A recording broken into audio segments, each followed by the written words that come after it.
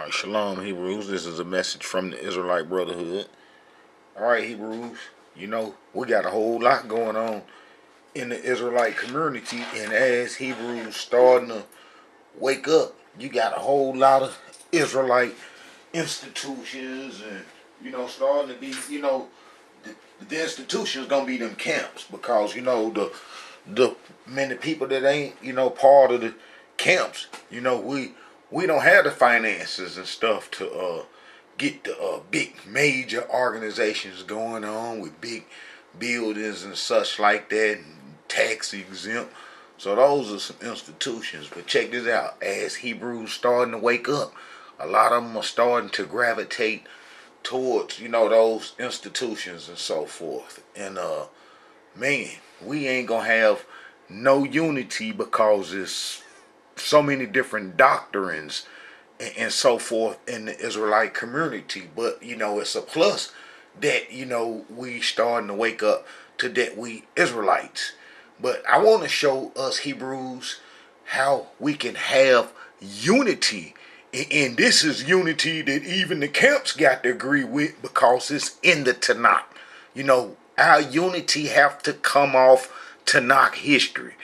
Our unity have to come off Tanakh history, man, because the Tanakh history explain what happened to us. I got countless videos showing that how the book of Jeremiah is gonna be the last prophet for the 99%. As I showed that it wasn't no 10 lost tribes. And then that's another thing I want to explain is how we not gonna have no unity using Jewish myths. It's like you Hebrews, y'all read a lot of books, and we be having a lot of information that's available, but basically that information that is available ain't nothing but rewrote Jewish myths put in another fashion. They profited off of it again. It's like they've been profited off Jewish myths in the medieval days.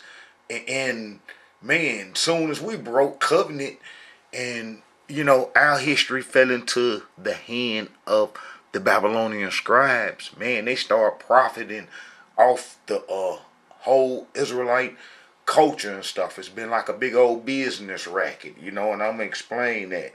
And the people that we abandon our heritage to, created history. Some of it is their history because they've been, portrayed as Israelites for a long time, but the majority of the history is myths, and we can't have no unity behind a myths or believing in it. So a lot of you Hebrews got all this information and think that you super smart. You basically finna have to start from scratch. If you want some unity, if you serious about some unity, you finna have to start from scratch, and you finna have to listen to the Israelite Brotherhood, and we believe, me personally, I believe in Almighty Yah's prophets and in the history of the Tanakh because it can be verified in history. It can be verified in history.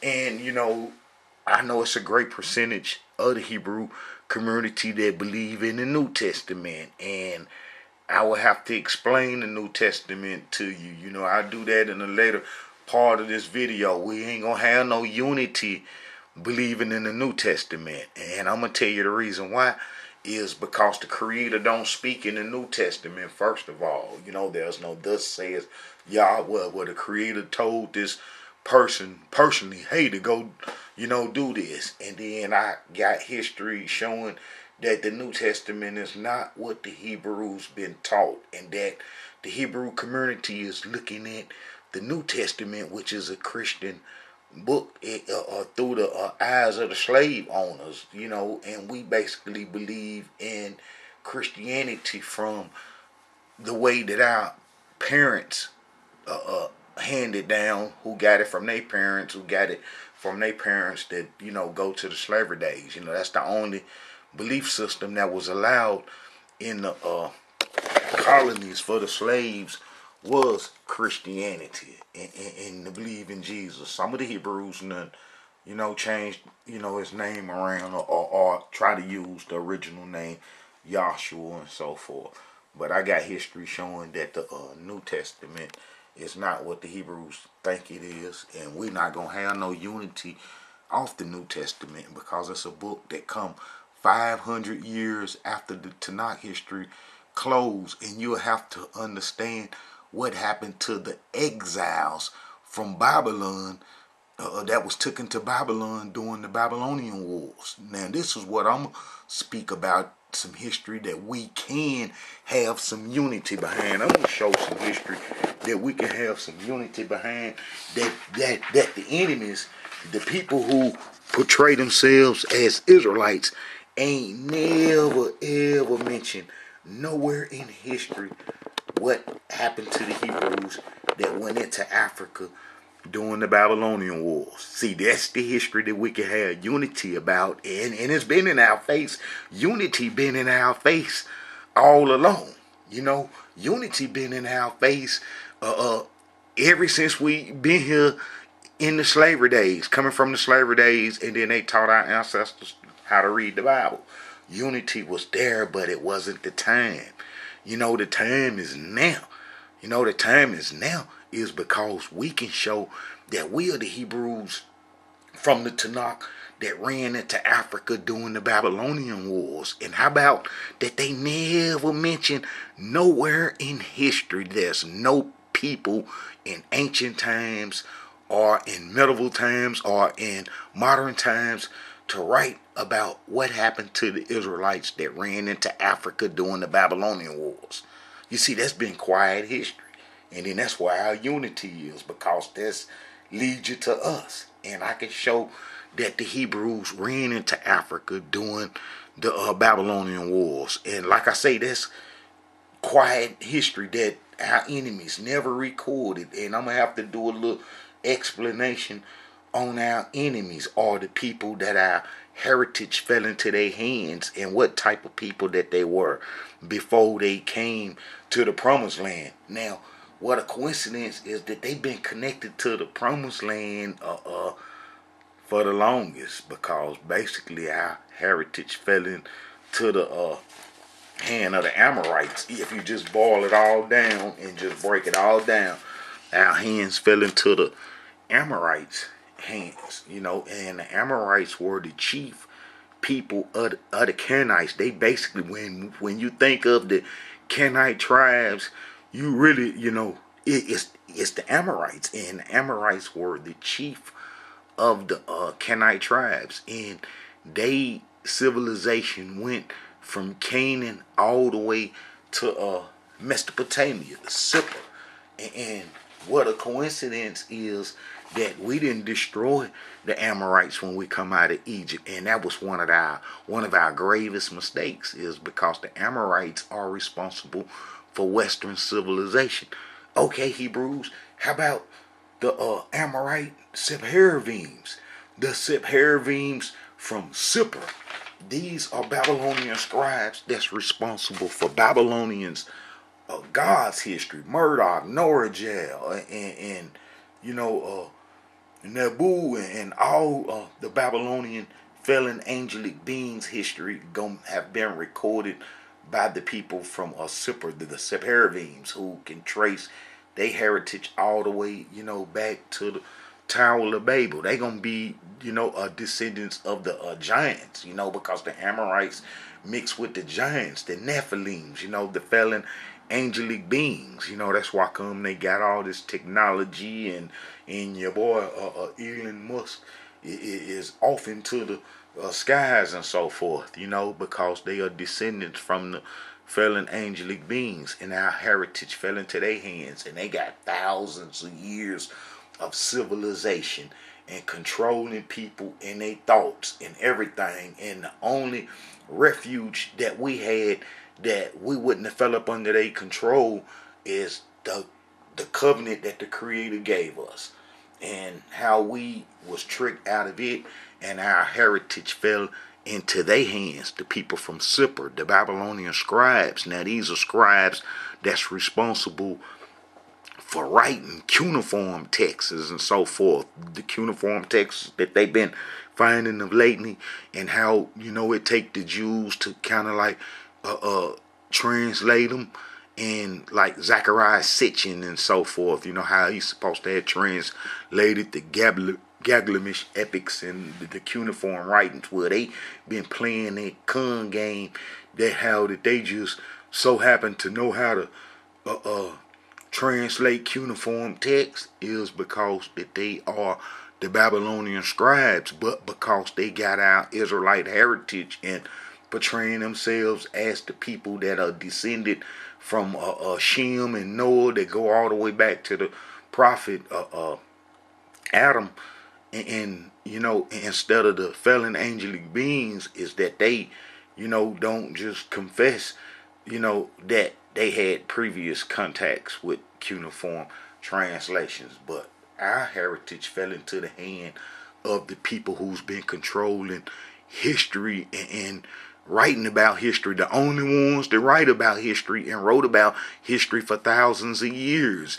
Just of late, the European nations, the people who come up out of the Caucasus Mountain, as I got plenty of videos explaining how, you know, the people from, you know, the Caucasus Mountain, the Nephilims and the Raphalims and Japhet descendants kind of like merged into one, and then how they was all underground in them underground cities that went all over Europe and so forth. See, people been tricked into thinking that they just lived in the caves in the Caucasus Mountain, when they actually lived up underground in Turkey, you know, and then none of them have pigmentation, because the Creator, you know, took the fallen angelic beings, the sons of Yah's pigmentation away.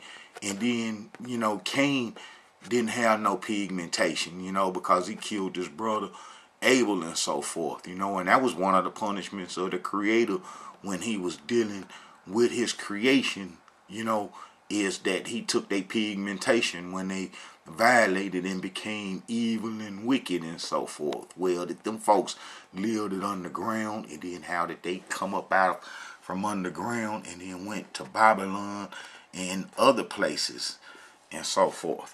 But our heritage fell into the hand of the people from Sephardim. And Sephardim, if you type it in today, they gonna change it. But if you type Sephardim in today, Sephardim translate into Sephardi, and Sephardim translate into Sephardi. But Sephardim is their oldest name.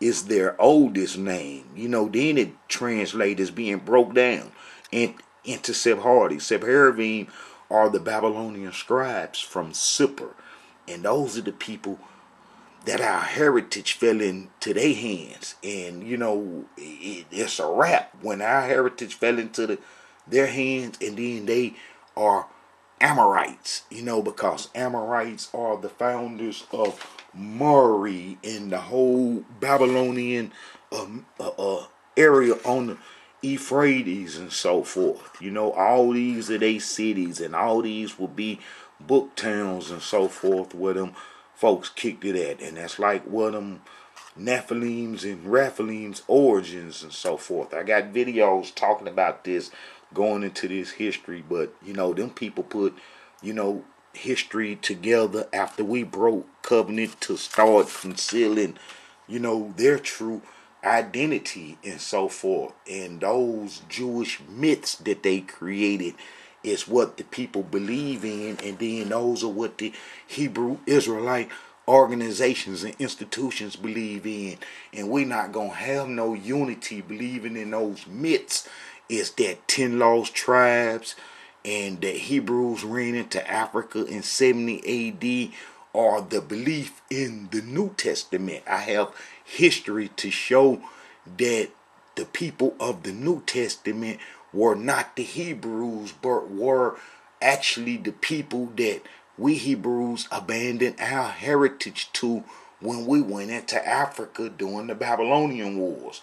Man, it's that simple, you know, and this the only way we're going to have some unity and cut all those false doctrines down. You see, we're going to be kicking all the false doctrines out the door when we acknowledge that we only have the history that the Tanakh portray and show. And then that's that we Hebrews ran into Africa during the Babylonian Wars. And I showed that 1% that was captured during the Babylonian Wars, that was taken to a Mesopotamian area. Not just everybody was taken to Babylon. Some of them was taken to Susa. That's going to be a capital, a spot in Iran and so forth. Back over here, and how when them exiles come home from Babylon, how they sinned so bad that's what made the Greeks come into the land. We can't share no land with the Greeks and so forth. We couldn't share land with the peoples that we didn't destroy. That's one of the reasons why we got destroyed. It was either them or us on the promised land. And because we didn't destroy them, we got chased off eventually. It's like, we worship them folks' gods and believed in their doctrines, in the histories that they cooked up in Babylon. I got a video called Religion Killer, and I explain where the world religions come from and how they basically, the majority of them popped up after we Israelites broke covenant, but how they all origin go back to Babylon. But the exiles that come back from Babylon, them prophets cover their history. And them prophets, if you read them prophets book, you'll see that them Israelites was in bad shape. They was in real bad shape, and that them Israelites sinned so bad. That's what allowed the Greeks to come in. I got videos showing how the Ptolemies, the Lycaones, and the Greek pharaohs became, Israelites and high priests and in the temples and so forth. I got history to show, as well as Tanakh history to back it, how the prophet Obadiah, and I think it's not 853 BC, how he prophesied the Edomites coming into the promised land and taking it over. And all this happened, all of our whole end came about.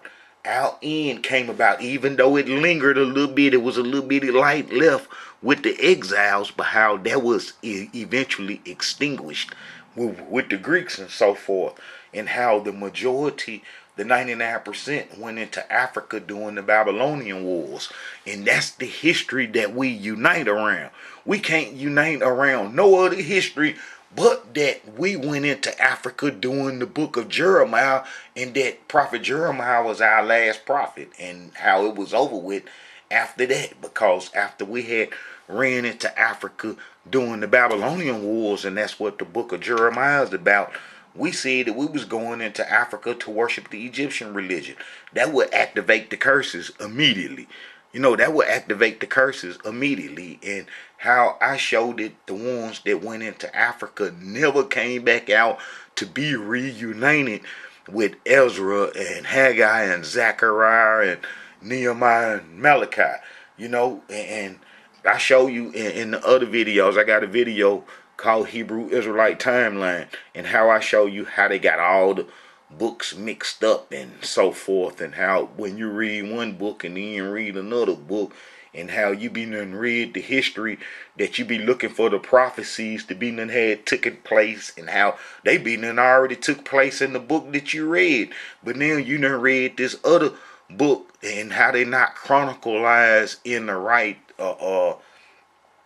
order, by dates and so forth, and how the Babylonian scribes purposely did that because they know when each individual book was wrote and when they came, and how it's like been a secret for them, and how that like helped been keeping them in control of the Israelite history, because the Hebrews don't know how to chronicleize, and they looking for prophecies that then already took place in books that they done read, that they don't know, that don't go in the order that the enemies had them in and stuff. That's the power of the Babylonian scribes. But anyway, them Hebrews that went into Africa, the 99% never came back out. It's how you show we the Hebrews, and this how we have unity. And they can't go create no history to try to say what happened to the Israelites that ran into Africa to do the Egyptian worship, is because they know that they'll be going up against the Creator direct. You see what I'm saying? Because they know that the Creator said that once them Hebrews went into Africa, that it was a wrap and that the curses was gonna get us. And then that's basically what black history has been here in the slavery, in captivity. You know, I don't care what they took. You know, that's like I already explained how the Sephardists got control of South America and how Ashkenazi got control, and you know, we was put what a monster, you know what I'm saying, got control at, you know, that destroyed whole civilizations and so forth. But how we was took in here and stuff under their control. Alright, these Hebrews that went into Africa never come back out of Africa to be reunited with the Hebrews that come back from the Babylonian captivity, and how that, you know, they didn't record that in history, and they never spoke about it, and they never talked about it, and they never wrote about it. You know, when the Babylonian scribes got our heritage and how we ran off, and then how they stayed there, and how that they was already familiar with our worship from being in the land, because King Hezekiah had let the strangers come to the Passover dinner. You know, I got a video that I had recently made showing you how that Karaite was talking all that crap, and then how I show you how, you know, that they knew to the Jewish world, and how he instantly backed up when I say that we Hebrews ran into Africa during the Babylonian wars. They not gonna talk about that. They don't want no parts of that. You know, they don't want no parts of that. They gonna go on and get on down. Else they ain't gonna talk to you about it. That's nothing to talk about, because they know what time it is with that. And that's where our unity at. You know, our unity is there because we broke the covenant and ran into Africa during the Babylonian wars. And once we get unity and understanding what happened to us, then, you know, when you look at your brother, and you know, you ain't got to wonder how many doctrines he holding, and is we gonna have some unity out of one of those doctrines, because we gonna disagree if it ain't based off truth in those other doctrines that the Hebrews been accepting as truth. It's been the Jewish myths for a falsehood, and that's why come and be argument in the Hebrew community. If you Hebrews ever go to Facebook, this is Israel being Israel for the Israelite Brotherhood on Facebook, you gonna see I basically don't have no arguments with the history, and I'm friends with a whole lot of Hebrews, and you know how you gonna argue with the truth that's plain to see, you know, and that's where our unity is. You know, if we can have some unity on Facebook, even though, you know, like I said, Hebrews got all them doctrines, and then the Hebrews be in disagreement is because those be Jewish myths. It don't be truth. You're going to be in agreement with truth, and you're going to know truth when you see it. And basically truth been in your face all the time, and that's the Tanakh history. And the book of Jeremiah was our last act on the promised land, and that's where we have to connect at. You know, I want to be able to walk up to my brother, and he already know that, yeah, we the Hebrews because we ran into Africa during the Babylonian wars. That's our connection right there. That's where our unity at. That's where our unity at. And how the enemies can't undermine that. And they got all kind of organizations popping up now, boy, in the last days. Well, you got Hebrew folks so confused talking about that we Moors. And man, I should have pulled that video up. Well, what they talking about, we Moors, and how we the Hamites and Arabians and the original. Man, them folks is lost, and we not gonna have no unity out of any other doctrine besides the history that come from the book of Jeremiah, showing how the Hebrew nation ran into Africa during the Babylonian wars. Now let's get into some of this unity, because this where our unity at. You know, once we acknowledge, you know, that the Israelites that ran into Africa didn't come back out to be reunited with the exiles, which that's sealed. That's sealed. They can't change that. It's zero way to change that. It's no way to change and say that the Queen of Heaven worshipers came back out of Africa to be reunited with the exiles. Prophet Jeremiah would have said it and would have wrote about it, and these prophets would have wrote about it. Each one of them would have wrote about it and say, hey, the Queen of Heaven worshipers came back out of Africa to be reunited with us. You're not going to find that, and they can't go back and forge that history into the Tanakh history. It's too late. If it's not in the Tanakh history, then it's over with. You know what I'm saying? And like I say, our enemies didn't want to record us going into Africa, because then that would take everything away from them. That would show that they ain't the Israelites, and everybody would have been in Africa trying to find out, the tribes of Israel and where they at and what happened to them and so forth. So we know that didn't happen. So, our enemies, didn't write about what happened to the Hebrews that went into Africa during the Babylonian Wars. They didn't want that mentioned. They never wanted that mentioned in history, because, like I say, that lead to us. And we had curses to do, so you would be easily to identify who the Israelites were, because, they went into Africa, and then the curses that Prophet Moses prophesied would be seen on certain people and so forth. And those will be the people that was taken from Africa during the transatlantic slave trade. And then that's like, I got in other videos how, all Africans were not taken to Africa. They didn't take nobody from Algeria, Libya, and the Sudan, Ethiopia, Tanzania, Zimbabwe, and none of these places where anybody, no Berbers, no Watusis, no Pygmies, no ship full of Pygmies, no ship full of Watusis, no Kenyans, and nobody from the Sudan, and no Egyptians, and no Libyans, and none of them folks, and how did they only focus on the people in a certain area, and how these people in a certain area, had conflict with the Chad group and the Nigeria group. And that's like I explained in the videos, that it's mighty mysterious how the white folks didn't populate the whole West Africa and take the whole West Africa over during the transatlantic slave trade, if they was just kidnapping black folks at random and so forth. And how I show and can show how all them tribes that's there in West Africa been there during the transatlantic slave trade, which showed that they had their hands some kind of way in it.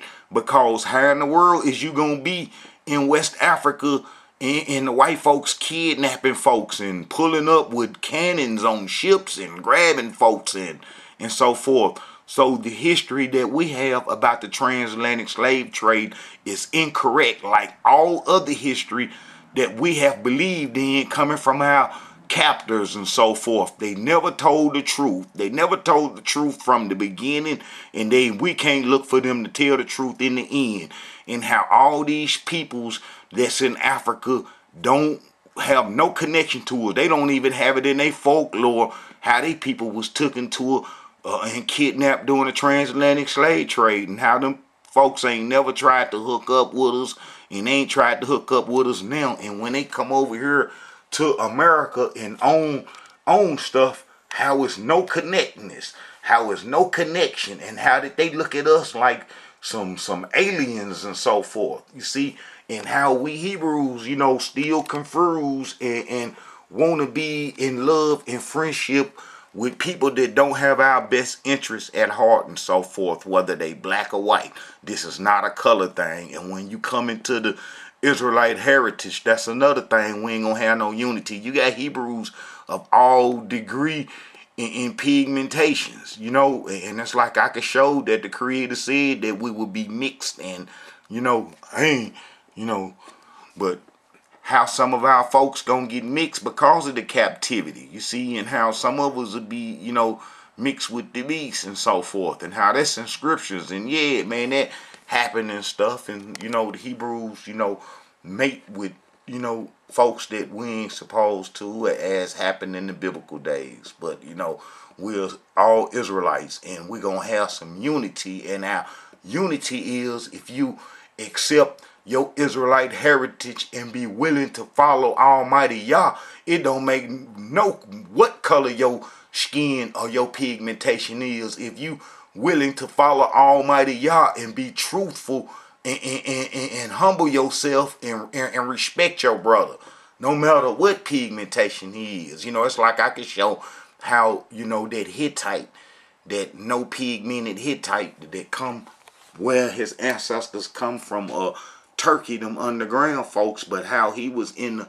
Creator's army with King David, and how King David, took his wife Sheba and so forth, and how Uri the Hittite that didn't have no pigmentation worshiped Almighty Yah.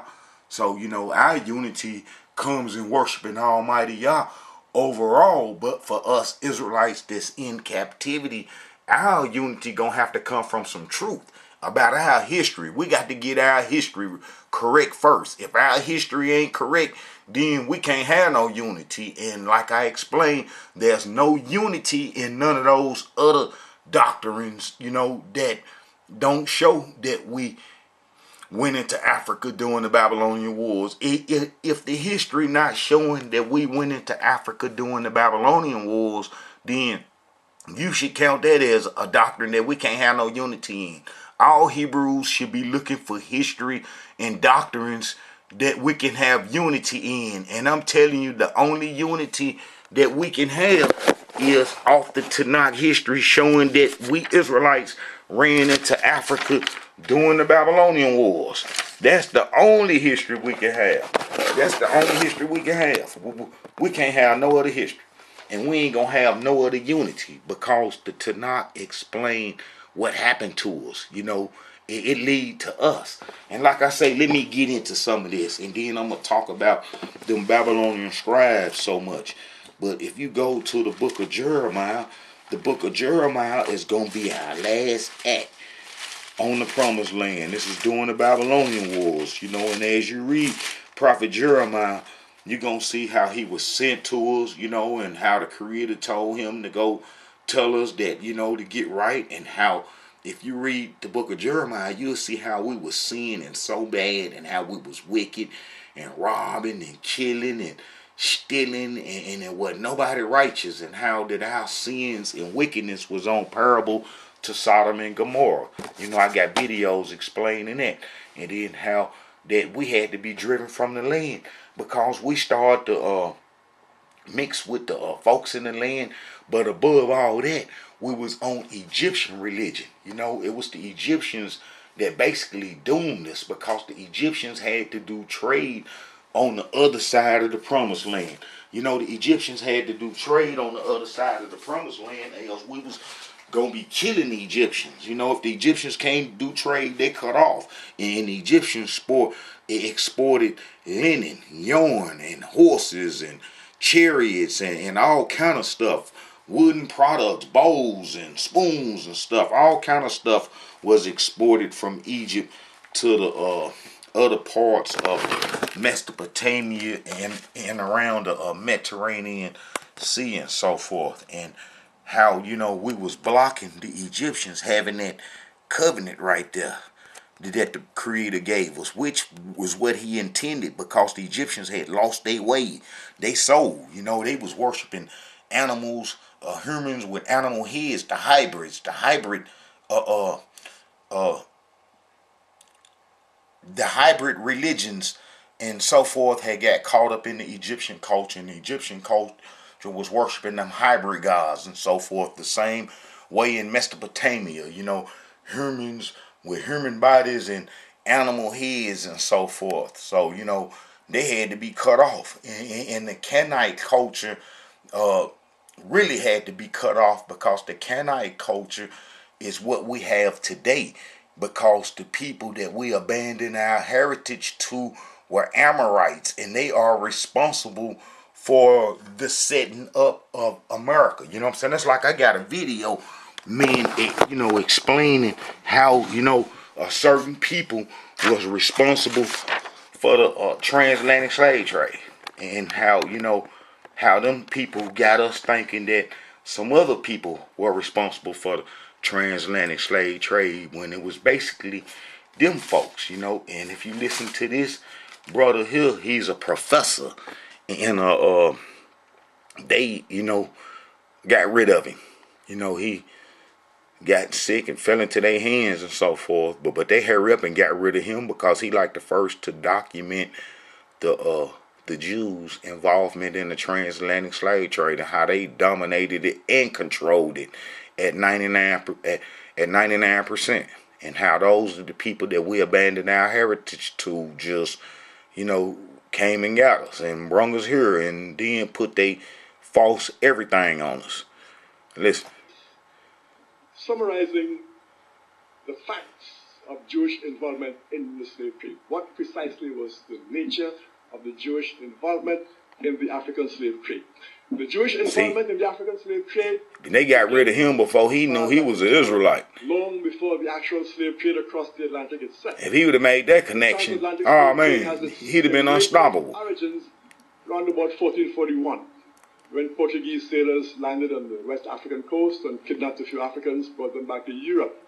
See, as I said, why come during the transatlantic slave trade that the whole west coast of Africa wasn't vacated? Because it seemed like everybody would have got on down and got on away from West Africa because they kidnapping folks. We know that they took hundreds of millions of us, for 275 years they kidnapped folks, and why come the whole West Africa wasn't gone and then left them parts during that time? Is because that they had their hands in it. But anyway, this brother here, he go on to explain the myths that was created. Back to Europe, into Spain as part of that particular trade for several years. Columbus, of course, arrived in the Americas in 1492, approximately half a century later. In 1502, the first Africans were brought to the Caribbean. The Caribbean is where the transatlantic slave trade begins, and many Americans don't know that. But for over 100 years before Africans were brought as slaves to this country, the United States of America, Africans were being brought across the Atlantic to the Caribbean. To clear. Man, it was two groups. It was two groups enslaving us. You had the Ashkenazi and the Sephardi's. The Sephardi was kind of cool with the Indians and so forth in South America, so they can get in there, and then they start bringing peoples to the spots that they took over and had control of. And then when Ashkenazi get into the Americas and knocking off the Indians, then they come and get, the rest of us. And hey, this is what I want to also mention too, is that, when we ran into Africa during the Babylonian Wars, I want to explain that how, that we went into the Sahara, and how in Lower Libya, we went into Lower Libya after we left the Promised Land with Prophet Jeremiah chasing us, and then how the Babylonians would eventually come into Africa, and how we went to Lower Libya, and how if you type in the pyramids in Lower Libya, you're going to see all kind of pyramids. How we say, oh, we build the pyramids, we build some pyramids. We actually did build some pyramids, and I got videos explaining, that history, and how, that we lived, around these parts right here when we first come in to Africa during the BC days, and how we would live around these parts, and then how the water dried up underground. Our first derogatory name is going to be called Gramintians. The Greeks came in after they destroyed the exiles, and then they come in looking for us, trying to document us and see what we was doing and so forth. And like I said, we had abandoned covenant. And then it's another thing, Hebrews, if you got, we ain't going to have no unity. It ain't going to be no unity with us accepting Hebrews leaving the Promised Land, these Jewish myths. This is another fable, is that the Israelites left the promised land during Solomon times. They always create false history off wicked King Solomon, because King Solomon is going to be the reason why we basically, lost the covenant, because the stuff that he did, how he didn't follow in his father David's footsteps, and how he opened the door for the Egyptians and our enemies to take over our heritage, and how that when Jeroboam, who Solomon was after, went into Egypt and then come back out of Egypt, and then how he brung that Egyptian religion and put it on us, and how it stayed on us for 300 years, from 931 BC to about 640 something BC, to when King Josiah cleaned it up, the prophecy king. And then after he cleaned the Egyptian religion up, the Egyptians would come out and kill him, because they was trying to reestablish their connections with the Mesopotamian area. They offshoot, the Assyrian Empire was destroyed by the Scythians, and they was trying to help them Assyrians with them Scythians, who is actually Ashkenazi. I got videos going into this. And then how did they, killed King Josiah, and then put us on the Egyptian religion, and then we were going to Africa, and that's what happened in the book of Jeremiah. Jeremiah, history go with that. And then how we would stay in Africa to the transatlantic slave trade, but how we had went over from, from these parts, and then how we went over here and hung out, over here. And when the water dried up, we had conflict with the Chad groups, and all these other groups, the Congo groups and the Chad groups and the Angola groups, over resources. And then they would sell us to them merchants and them folks in West Africa. That's like I explained, that how all Africans didn't come to slavery, and how they don't feel no connectionness to us, because they are not us and we are not them, and so forth. So, we got to have unity of correct history, and we should know and have common sense that we can't believe in nothing that our enemy tell us. That's like they've been trying to connect us by DNA to the African tribes and stuff. There's like saying that them nations in Africa existed in the BC days and so forth, and how they full of mess. They'll say, oh, you got DNA from Mali, you got DNA from Niger, from this tribe, and man, them folks is full of mess. And we know that they don't have the prophets' DNA, and how they can't never say what the Israelites' DNA is, because like I say, the Creator say that we'll get mixed up with the beastly people. And that's right here. What a coincidence. I just happen to be right there where it's at. Alright.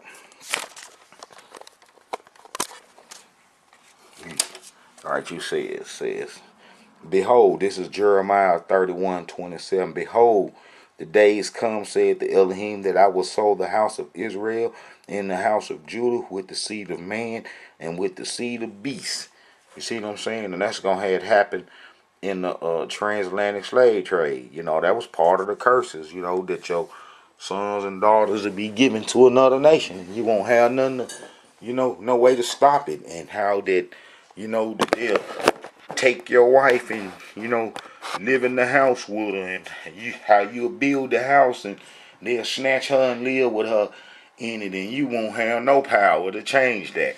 All that stuff happened to us. All the curses, the yokes, and all the punishment that the Creator said would happen to us after covenant was broken happened during the transatlantic slave trade.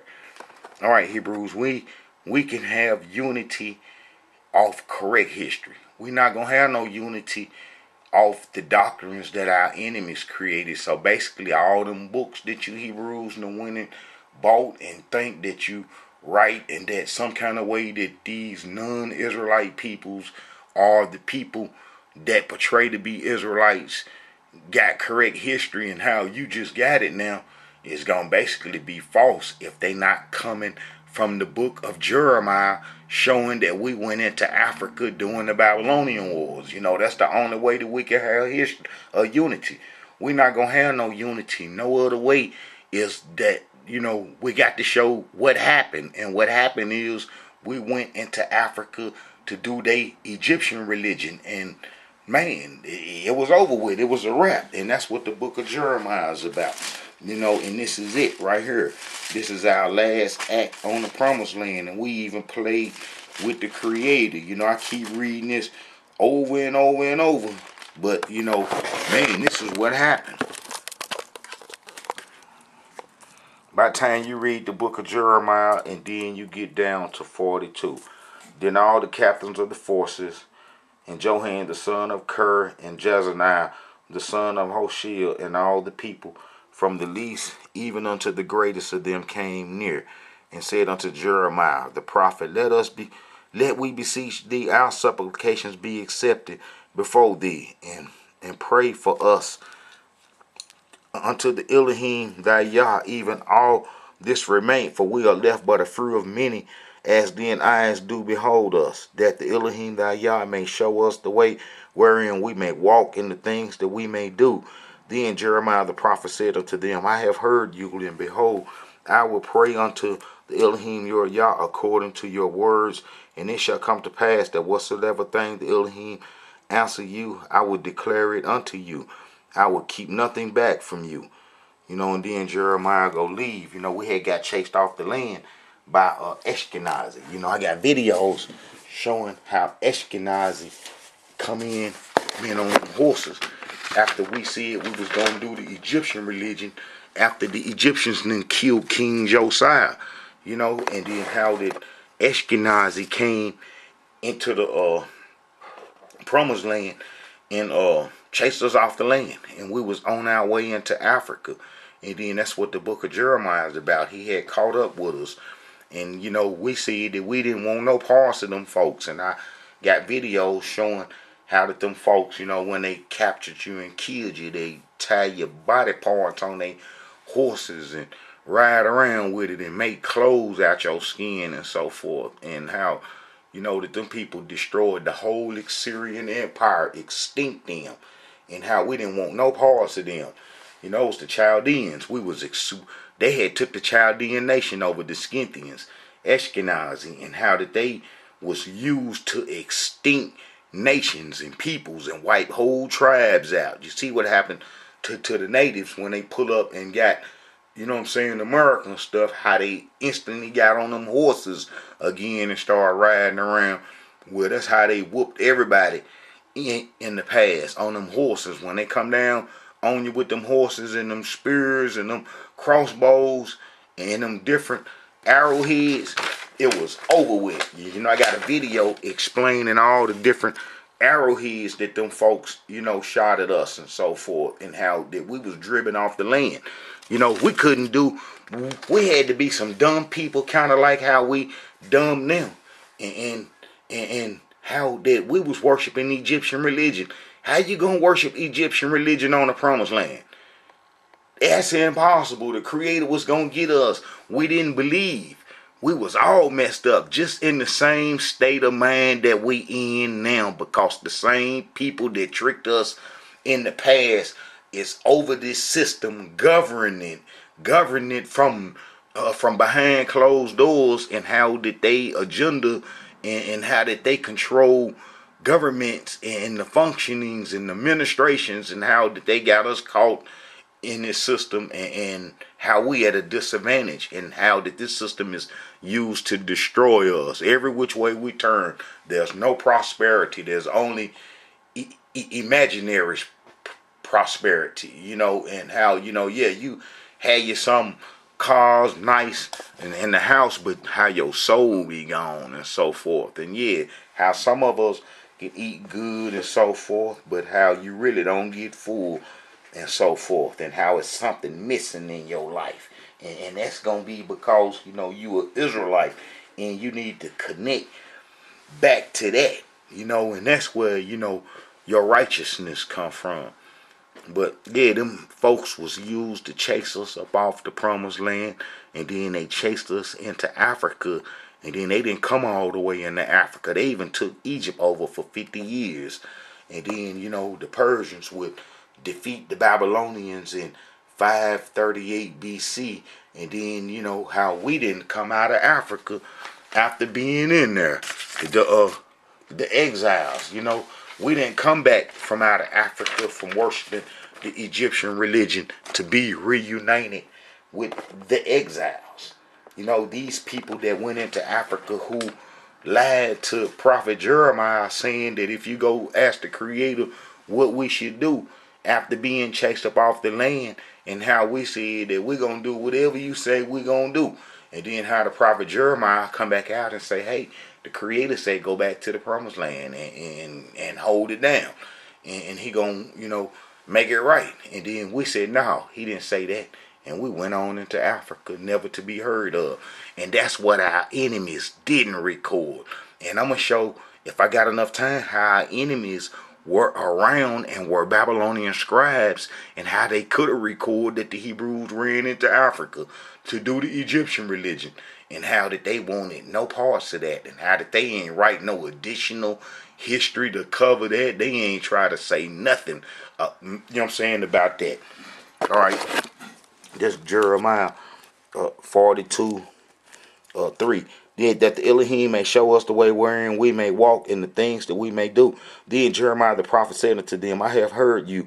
Behold, I will pray unto the Elohim your Yah, according to all the words that he shall come to pass, that whatever thing the Elohim shall answer you, I will declare unto you, and I will keep nothing back from you. Then they said to Jeremiah, the Lord be a true and faithful witness between us, if we do not according to all the things for which the Elohim thy Yah shall send thee to us. See, that will make us get all the curses. Saying that we're going to do everything that the Creator tell us to do.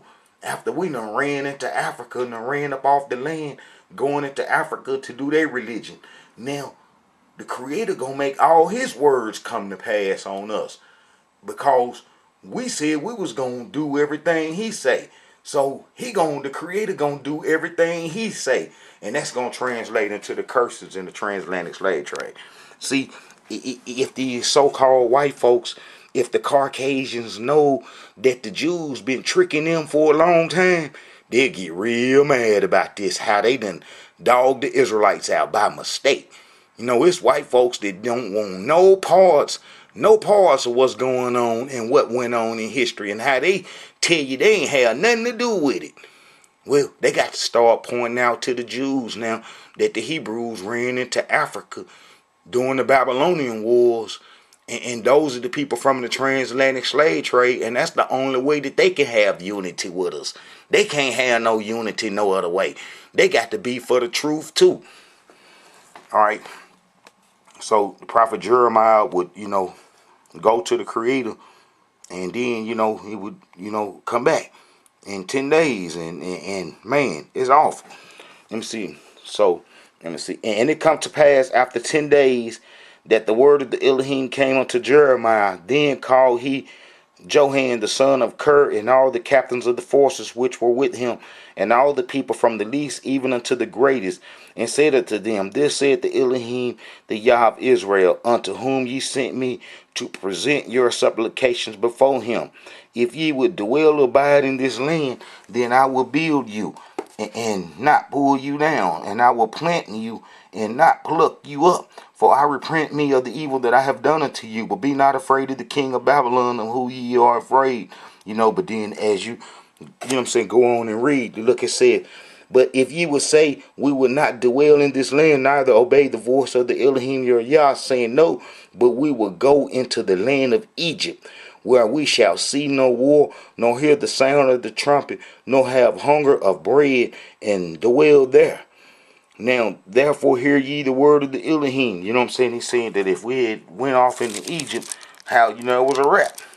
And it was a wrap. Because, as you read, Look, he says that if we went into Egypt, for this said the Elohim, this is Jeremiah 42:18. For this said the Elohim of hosts, the Yah of Israel, as my anger and my fury hath been poured upon the inhabitants of Jerusalem, so shall my fury be poured forth upon you. When ye shall enter into Egypt, ye shall be an excretion, an astonishment, a curse, and a reapproach, and ye shall see this place no more.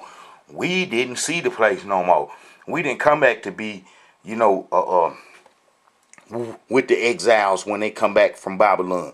But as you read, look, when you get down to 43, and it come to pass that when Jeremiah had made an end of speaking to all the people, all the words of the Elohim their Yah, for which the Elohim their Yah had sent him to them, even all these words, then spake Azariah the son of Hoshea, and Johan the son of Ker, and all the proud men, saying unto Jeremiah, Thou speakest falsely.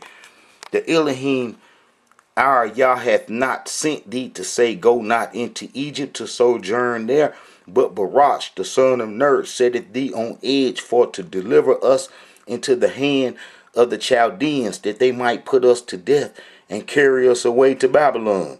You know, so we didn't listen, man. We didn't listen, and then we took off. Man, when we took off, you know what I'm saying, it was over with. You know, and the Creator was furious because now we going to back to the land of Egypt, which means bondage. You know, we call Egypt Mesrim, but because it was a problem nation, and that was to be destroyed by the Creator through us doing the covenant, that is, you know, Egypt, the house of bondage, was his name. That's like this is the Egypt that we was taken to in ships. And look, as you read chapter 44 and then get down to verse 2, this said the Elohim of hosts, the Yah of Israel, ye have seen all the evil that I have brought upon Jerusalem and all the cities of Judah. And behold, this day they are a desolation, and no man dwelleth therein. You know, and then as you read, you know, it's going to say, in that ye provoke me unto wrath with the works of your hands, burning incense unto other gods in the land of Egypt, where ye be gone to dwell, that ye might cut yourselves off, and that ye might be a curse and a reproach among all the nations of the earth. So it's a known fact that if them Hebrews ran into Africa, that the Tanakh show that they ran into Africa, and that they should be the only people pulling from, you know, Africa to the strange lands and so forth, and how that was us, and that's how we have unity now, is because we showed that it was us that was, you know, plucked from Africa, fulfilling the curses that the Creator said what happened to the Hebrews that went into Africa to worship the Egyptian religion. And I'm finna show you right here, you know, how we said this. If you go to Jeremiah chapter 44, verse 15, 16, 17, and 18 was our state of mind. Then all the men which knew that their wives had burned incense unto other gods, and all the women that stood by, a great multitude, even all the people that dwelled in the land of Egypt and Pathros, answered Jeremiah, saying, As for the word that thou hast spoken unto us in the name of the Elohim, we will not hearken unto thee, but we will certainly do so whatever thing go forth out of our own mouth, to burn incense unto the Queen of Heaven, and to pour out drink offerings unto her, as we have done, we and our fathers, our princes, in the cities of Judah and in the streets of Jerusalem. For then we had plenty of food, and were well, and saw no evil. But since we left off to burn incense unto the Queen of Heaven, and to pour out drink offerings unto her, we have wanted all things, and have been consumed by the sword and by famine. So we know that's over with. That's a wrap. That's curses. That's instant curses. There's no getting away. However long we stayed in Africa till the transatlantic slave trade started, don't matter. Curses was the eventual end of those Hebrews that went there. And like I say, that we didn't go back out, you know, we didn't come back out to Africa to be reunited with the exile prophets. When they come back, them people, they would have wrote about them. They would have wrote about them Hebrews that went into Africa to do the Egyptian religion, because that's what started the Babylonian captivity. You know, we was cool before then. You know, if you read the book of Jeremiah from the beginning, you will see that how he was around in King Josiah days. You know, he was around when King Josiah cleaned the whole kingdom up. So, you know, these prophets would have wrote about them folks, you know, come back, because they would caused all the trouble. And especially how we had started from zero, and then, you know, got all that sin on us. You know, they would have said something. You know, look, check this out. The words of Jeremiah the son of Hilkiah, the priest that were in Anath, in the land of Benjamin, that's going to be Jeremiah's father, the one that's going to find the book in the temple and give it to King Hezekiah. And then he going to King Josiah, and then he going to clean the whole kingdom up. But I'm going to show you how King Hezekiah had the tribes at home, and there wasn't no 10 lost tribes, and how everybody went into Africa, which would be what happened in the book of Jeremiah.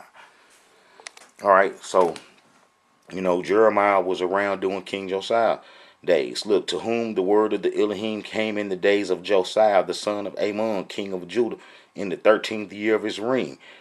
It came also in the days of Jehoiakim, the son of Josiah. That's who the Egyptians put on Egyptian religion.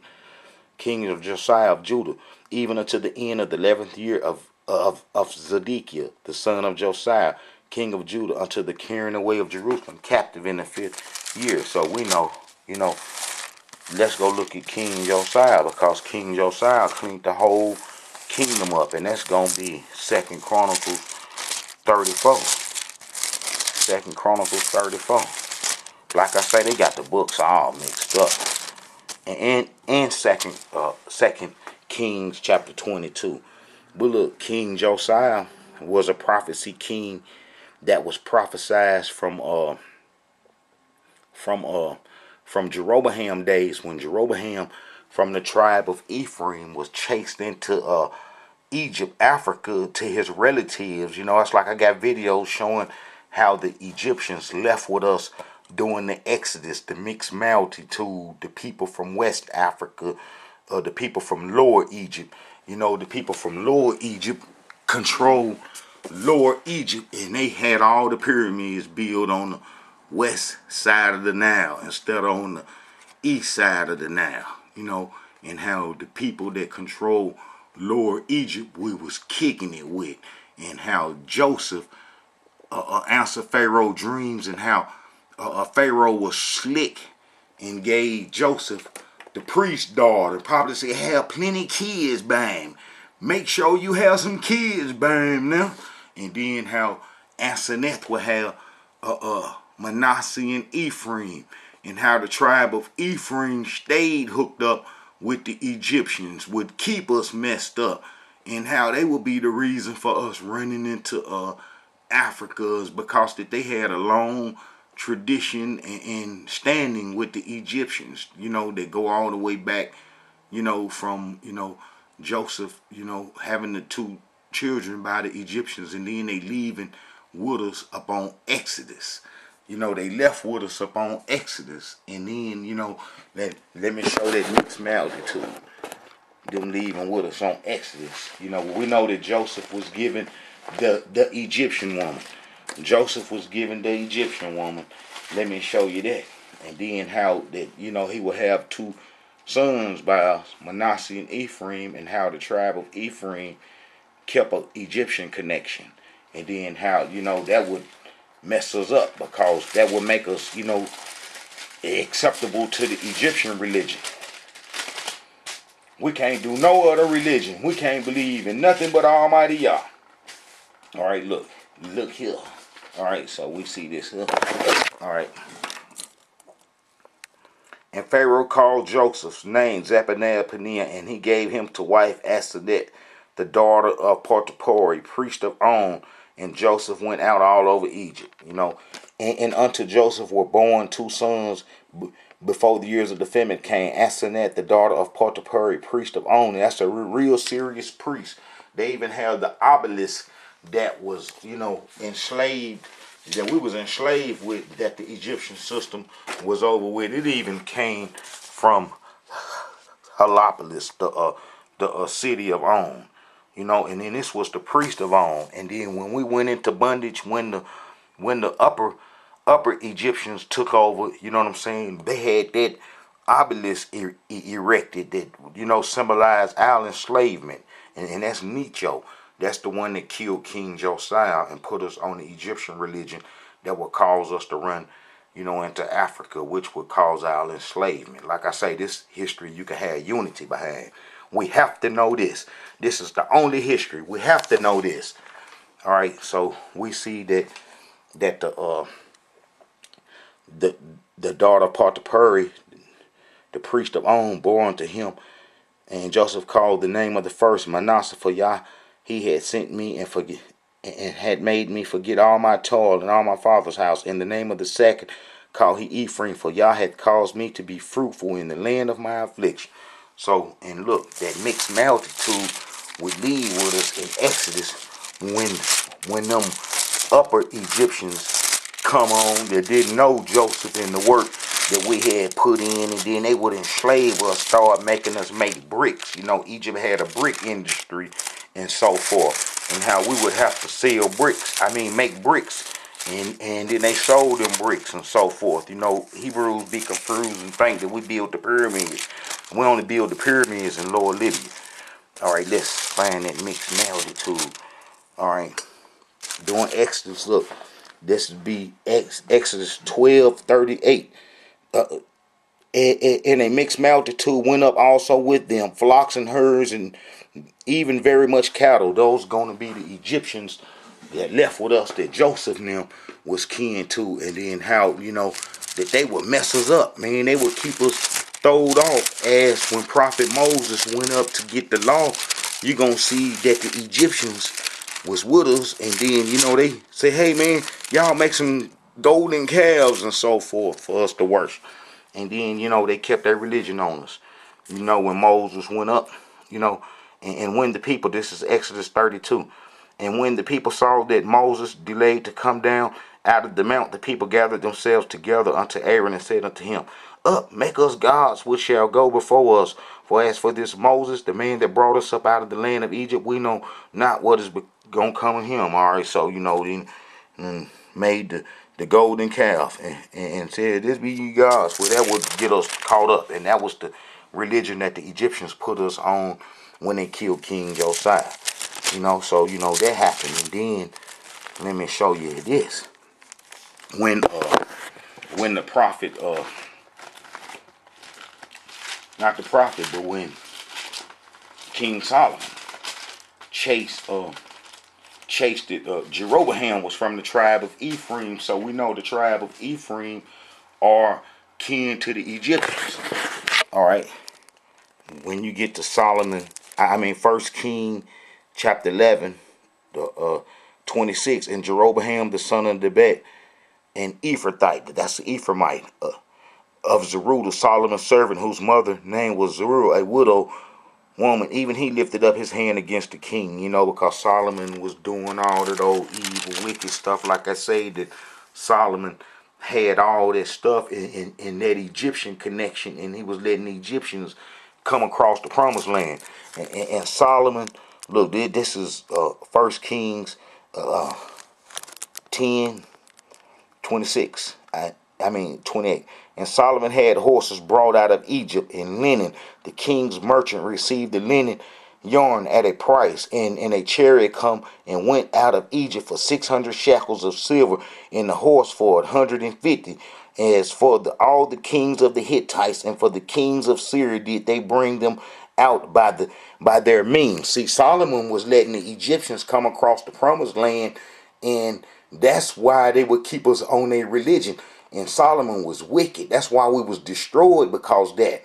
And that's why the Egyptians put us on a religion, and we was driven into Africa, you know, to do that, which would cause our enslavement. You know, them folks are our enemies, you know, and how they tricking us, making us think that we part of the Hamite folks, when it was the Hamites that caused our enslavement. As we can see that the Hamites don't have no connections to us now. Man, we can have unity with history like this. This is unity history right here, because this straight out the Tanakh. You see how Solomon did trade and had the Egyptians doing trade across the promised land. Well, if we did the covenant, that was to destroy the Egyptians, and that's why they put us on their gods. All right, so Solomon, you know, chased Jeroboam in Egypt. You know what I'm saying? Chased him into Egypt. And Solomon did, this is 1 King 11:40. And Solomon sought therefore to kill Jeroboam, and Jeroboam arose and fled into Egypt unto Shawshank. That's his relative, his kin. You know, he gonna say, hey man, Solomon can't do nothing to you here. You know what I'm saying? And you safe here, worship this religion. Put that on them. You safe. You know, and Jeroboam put that mess on us when he come out of Egypt after Solomon's death. Solomon didn't go in there bothered. Right? And King Solomon was in Egypt until the death of Solomon. So he was in Egypt until the death of Solomon.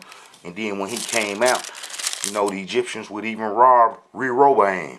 That's Solomon's son by that Ammonite woman. And then, you know, Jeroboam would put them 2 golden calves on. He put 2 of them on us. Wherefore the king, you know what I'm saying, this is 1 Kings 12:28. Wherefore the king took counsel and made 2 calves of gold, and said unto them, it is too much for you to go up into Jerusalem. Behold thy gods, O Israel, which brought thee up out of the land of Egypt. Man, and he set one in Bethel and the other in Dan. Man, that's messed up. And that caused our downfall. But at the same time, that prophecy for King Josiah to put that mess down was given then. This is in 931 BC. And it come to pass 300 years later, like I said. And behold, there come a man of Yah out of Judah by the word of the Elohim unto Bethel. And Jeroboam stood by the altar to burn incense. And he cried against the altar. In the word of the Elohim said unto him, O altar, altar, this saith the Elohim, behold, a child shall be born unto the house of David, Josiah by name, and upon thee shall he offer the priests of the high places that burn incense upon thee, and men's bones shall be burnt upon thee. And then that come to pass, man. If you read Second Chronicles chapter 34, you'll see that King Josiah did that, and that was 300 years later. But you see how there was a prophecy to get rid of that Egyptian stuff, and then that would stay on us all the way to King Josiah clean it up. But like I say, you know, that it wasn't no 10 lost tribes, and how all the Israelites was affected by the same thing is if you go to Second Chronicles chapter 30, man, this is King Hezekiah. This is right after this. King Hezekiah's son Manasseh, then his son Amon, then King Josiah. The Egyptians would kill King Josiah. We will run into Africa. That's where the book of Jeremiah pick up at, doing right after that. And then we will go into Africa, never to be seen no more. That's how we have unity. And that caused the Babylonian wars because we said we wanted to do the Egyptian religion. This is what we have to have unity with. You should be able to run across a Hebrew and he instantly know that we on the same grounds and that we on the same history because he's speaking truth and understand truth. And that truth is the book of Jeremiah in our last days during the Babylonian wars. All right, so look, King Hezekiah had a Passover dinner. You know, the Syrians was bothering us, and we was trying to get it right. And this is how the strangers, the people who we abandoned our heritage to with that little history that I gave up from the beginning, the Sephardims, they was placed in our land in 722 BC. In 722 BC now, and then they would come to the Passover dinner at 715 BC under King Hezekiah as strangers, and how that they would get our heritage when we run into Egypt being tricked out the land, and then how that they was Babylonian scribes, Amorites, and how we abandoned everything to the Amorites, and how all this false history that they done created has been to cover this history up right here. Look, in the king of, this is second Kings chapter 17 verse 24. And the king of Assyria brought men from Babylon and from Cuddar and from Abel and from Hamath and from Sepharvaim and placed them in the cities of Samaria instead of the children of Israel. And they possessed Samaria and dwelt in the cities thereof. And as you read down, you're going to see, so they feared the Elohim and made unto themselves of the lords of them priests of the high places, which sacrificed for them. You know what I'm saying? In the houses of the high places. You know, they feared the Elohim and served their own gods. And, oh man. So these nations feared the Elohim and served their graven images, both their children and their children unto this day. And that's, they do the same thing today, how they mix that Babylonian religion with our heritage is called Judaism. You know, so they still do that right now today. All right, but you see how they there in 722 BC. All right, in 715 BC, 7 years after they was placed, they come to the Passover dinner, and how King Hezekiah sent for everybody, and how everybody's still there after the Assyrian captivity, because he even say so. And Hezekiah sent to all Israel and Judah, and wrote letters unto Ephraim and Manasseh. See, they got that strong Egyptian connection. They had that money. Them folks from the tribe of Ephraim, and I can show you this here. I can show you how they had that bank. They really controlled Israel. You know, it was the tribe of Ephraim that controlled the whole northern kingdom. You know, and you can see this right here. Look. And this is Hosea chapter 12. In Ephraim, this is in around about 753 BC. And Ephraim feedeth on wind and followeth after the east wind. He daily increases lies and desolation. And they do make a covenant with the Egyptians. No, they do make a covenant with the Assyrians, and oil is carried into Egypt. You know, so that's what the tribe of Ephraim was doing, and they was like the leaders of all the wickedness. You know, they was mixed up with them Egyptians too, which would help us run into Africa. But you see how King Hezekiah sent a letter, you know, to them, you know, because they was the representatives of the northern parts. All right. So, and for the king had taken counsel and his princes and all the congregation in Jerusalem to keep the Passover in the 2nd month, for they had not kept it at that time, since the priests had not sanctified themselves sufficiently, neither had the people gathered themselves together to Jerusalem. And the thing pleased the king and all the congregation, so they established a decree to make proclamation throughout all Israel, from Beersheba even to Dan, that they should come to keep the Passover unto the house of the Elohim at Jerusalem, for they had not done it of a long time, in such sort that it was written. So the post went with the letters from the king and his princes throughout all Israel and Judah, according to the commandment of the king, saying, Ye children of Israel, turn again unto the Elohim Yah of Abraham, Isaac, and Israel, and he will return to the remain of you that are escaped out of the hands of the king of Assyria. Now he done sent the letter from all the way from Beersheba to Dan. And that's the whole inheritance. That's the whole inheritance there. So why would he do that? And then say that the people escaped the Assyrians. See, if the people was around in King Hezekiah time and then still there in King Josiah time, then everybody would be there doing the Babylonian wars, and that would be all of us going into Africa, but that little 1% that was captured by the Babylonians. But as you see right here, there go Beersheba. There go Beersheba, and he sent the letter all the way, man, to Dan. You see that at Dan. So you know what I'm saying? That everybody was at home. That killed the 10 lost tribe myth right there. That our enemies been propagating and telling lies to the world. See, the whole European nation and people should rise up, man, against them folks for telling them lies, knowing that the people was there after the Assyrian captivity, as King Hezekiah said. And it's right there. There's no way to get around that. All right. And he said, and be not like your fathers, like your brethren, which trespassed against, their fathers, who were giving them up to desolation. Them gonna be the ones that they took off, the fighters. I'm gonna show you that. But as you read down, you're gonna see. So the post passed from city to city through the country of Ephraim, Manasseh, even to Zebulun, but they laughed them to scorn and mocked them. Nevertheless, the verse of Asher, Manasseh, Zebulun humbled themselves and come to the Passover dinner. And then as you read and get down to verse 18, this is 2 Chronicles 30, verse 18. For a multitude of the people, many of Ephraim, Manasseh, Ishkar, Zebulun, had not cleansed themselves, yet they did come to the Passover, otherwise that it was written. But Hezekiah prayed for them, saying, The good Elohim pardon everyone. See, everybody was there. And then all the ones that's not mentioned during Hezekiah time gonna be mentioned during King Josiah time.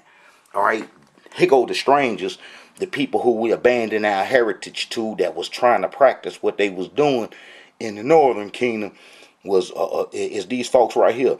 And all the congregation, they come to the Passover dinner under King Hezekiah in 715 BC. And all the congregation of Judah with the priests and of the Levites, and all the congregation that come out of Israel, and the strangers that come out of the land of Israel that dwelt in Judah rejoice. You see that strangers come out of the land of Israel? That gonna be them folks that was placed in 722 BC. And from Second Chronicles, them Sephardim, these folks right here. And the king of Assyria brought men from Babylon, and from Cutter, and from Ava, and from Hamath, and from Sephardim. Sephardim, that's the Sephardi Jews today. Them the people that got our heritage. They was there first. And then when we go into Africa to do the Egyptian religion, they would have everything, books, everything. And they was already Babylonian scribes responsible for Babylonian history. Now they're responsible for Israelite history. And then when they get in there with the Greeks and take Egypt over, then they're responsible for Egyptian, Israelite, and Babylonian history. The Assyrians was wiped off the face of the earth, and the Assyrians had a connection with the Babylonians. So they got control of Assyria history, Israelite history, Babylonian history, and Egyptian history. And then because they made it with the Edomites and became chief of all those tribes that we was against, because they was Canaanites and they mix and they Semitic and they all one, then they become control of their history. And that's the whole Western history right there. That's the whole Western history. Not counting that they went up and converted all them folks and then miseducated them too. You see what I'm saying? So it's a whole lot going on. But we have unity in showing that we went into Africa during the Babylonian Wars. They can't change that. All right. So you see them Hebrews there during Hezekiah time. And then as you read, you know what I'm saying? And then you get to Second Chronicles chapter 34. This is Hezekiah. This is who the Egyptians killed. After that prophecy from Jeroboam times was made, and how he cleaned the whole Israelite kingdom up, and how the Egyptians would come out and kill him, and then put us back on the Egyptian religion, and we would go, into Africa, and that's where we was enslaved from. That's where our unity is. That's how we have unity. That's the only correct history. Ain't no other correct history but this. This is the only correct history. And if you ain't teaching this or showing this, then you telling a lie about something else. You telling a lie about something else, and you then added some history on. This is the history that the enemies never spoke about. And if they got our history written in a book, and if it didn't come from us explaining this about the Babylonian Wars and what happened to us, then it's incorrect. It's wrong. I don't care how you Hebrews feel. You're telling lies. All right. Josiah was 8 years old when he began to reign, and he reigned in Jerusalem 31 years. And he did that which was right in the sight of the Elohim, and walked in the ways of David his father, and declined neither to the right hand nor to the left. For in the 8th year of his reign, while he was yet young, he began to seek after the Yah of David his father. And in the 12th year, he began to purge Judah and Jerusalem. Prophet Jeremiah came the next year. All right, and Jerusalem, in the high places, in the groves, and the carved images, and the molten images. And they break down the pillars of Balaam in his presence, in the images that was on high, above them. He cut down in the groves, and the carved images, and the molten images. He break in pieces and made of dust of them, and stowed it upon the graves of them that had sacrificed unto them. And he burnt the bones of the priests upon their altars. You remember that prophecy said that. And cleaned them, and cleansed Judah and Jerusalem. And so did he in the cities of Manasseh, Ephraim, Simon, even unto Naphtali, with their mattocks round about. See, he cleaned up the whole kingdom, and then he mentioned the tribes that wasn't mentioned during his great grandfather King Hezekiah time. But he cleaned up the tribes from from Simon to Naphtali. So we see Simon right there, and he cleaned it all the way up, man to Naphtali. That's right where Dan at. That's right there. That's the whole kingdom again being cleaned up. That's the whole kingdom being cleaned up. And so did he in the cities of Simon, Ephraim, Simon, even unto Naphtali, with their mattocks round about. And when he had broken down the altars and the groves, and had beaten the graven images into powder, and cut down all the idols throughout all the land of Israel, he returned to Jerusalem. So he done cleaned the kingdom up. And then this is when Hezekiah, this is Jeremiah's father, they found the book and gave him the book.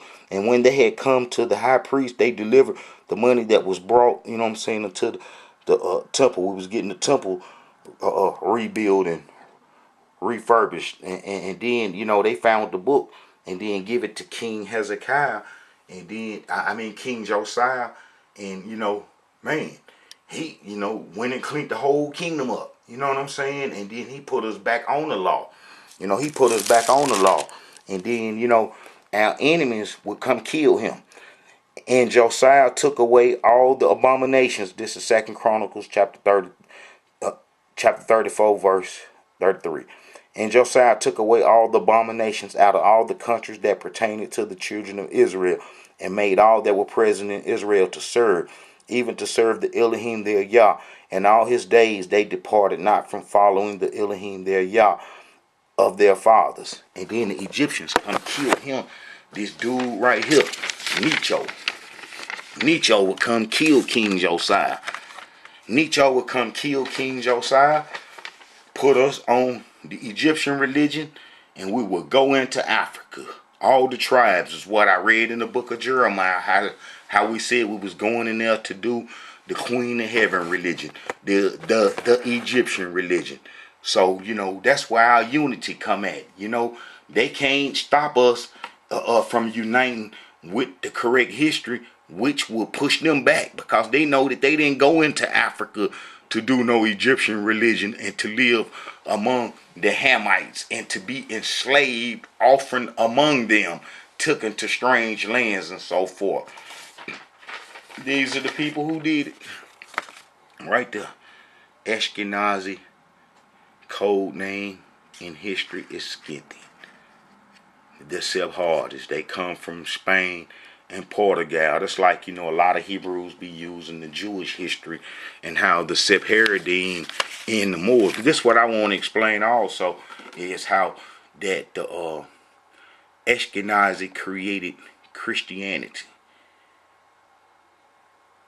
The Sephardists would go create Islam. Well, wherever the Islam control was, the Sephardim Jews was there free to go, and they wasn't molested in no kind of way.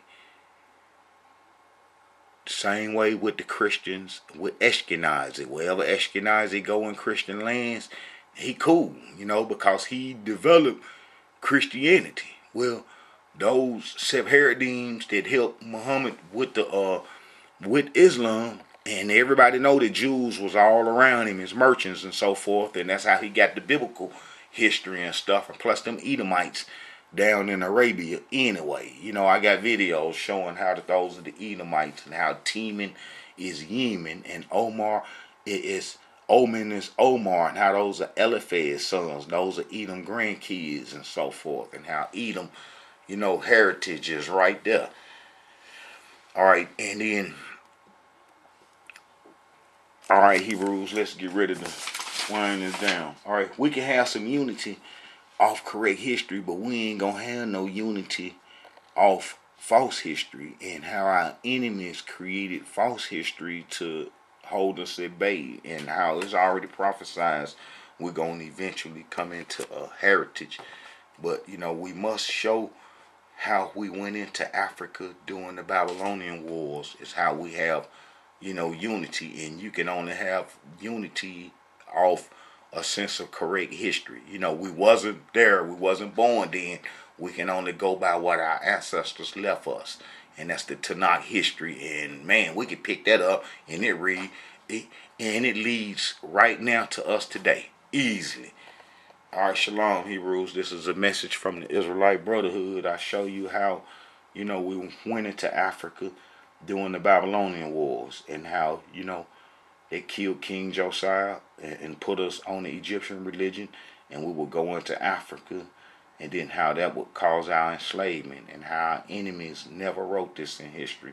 They never mentioned this in history. Type in Hebrews going to Africa during the Babylonian Wars on YouTube, and guess who you're gonna come to? It's gonna bring you to me, to the Israelite Brotherhood. All right, shalom, Hebrews. This is a message from the Israelite Brotherhood. We can have unity, but it's got to be off Tanakh history. That's the only way. Shalom.